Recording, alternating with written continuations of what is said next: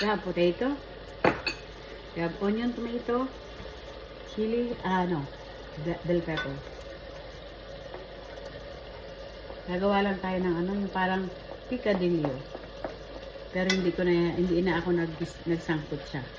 Kasi gusto ko lang ganyan para wala nang adding oil, add oil.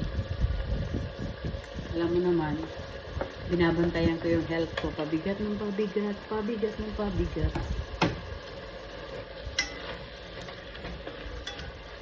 Yan. Ating takpan. Lagyan natin ng paprika. This is actually a ground beef. Sa Pilipinas, pwedeng ground beef, ground chicken, or ground pork. But I don't have those, so I have ground beef. So I'm using that. I put paprika, and I already had put salt in here. Paprika for good taste and more colorful.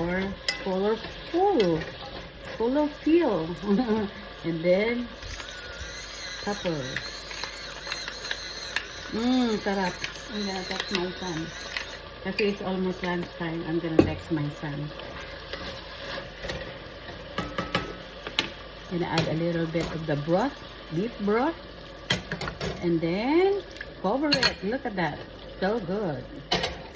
Cover it.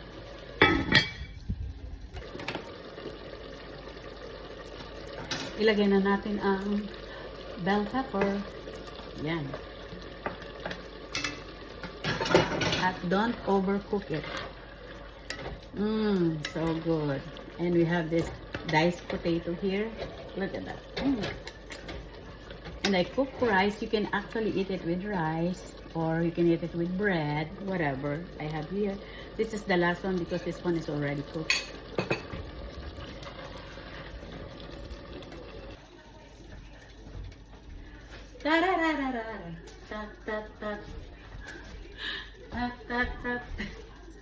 Yung atay niya.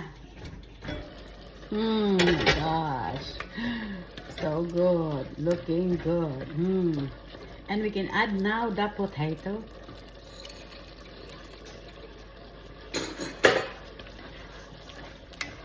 Look at that.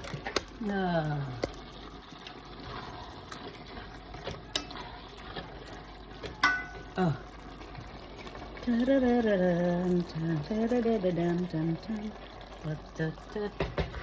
And the best part of it is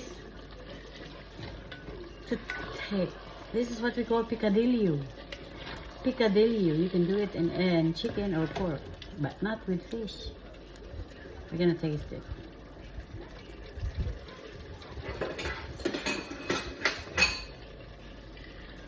Oh, I love it. I love it with still a half cook of bell pepper and here.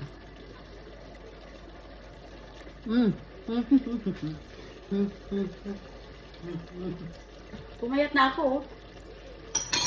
Char. Thank you guys for watching. This is a cooking lesson, not really. But look at that. So good.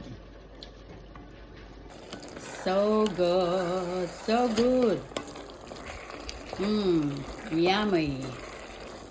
Picadillo Filipino version.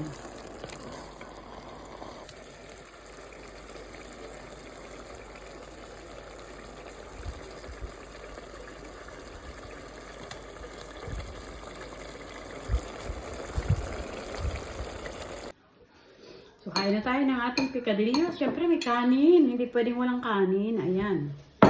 It's with rice already.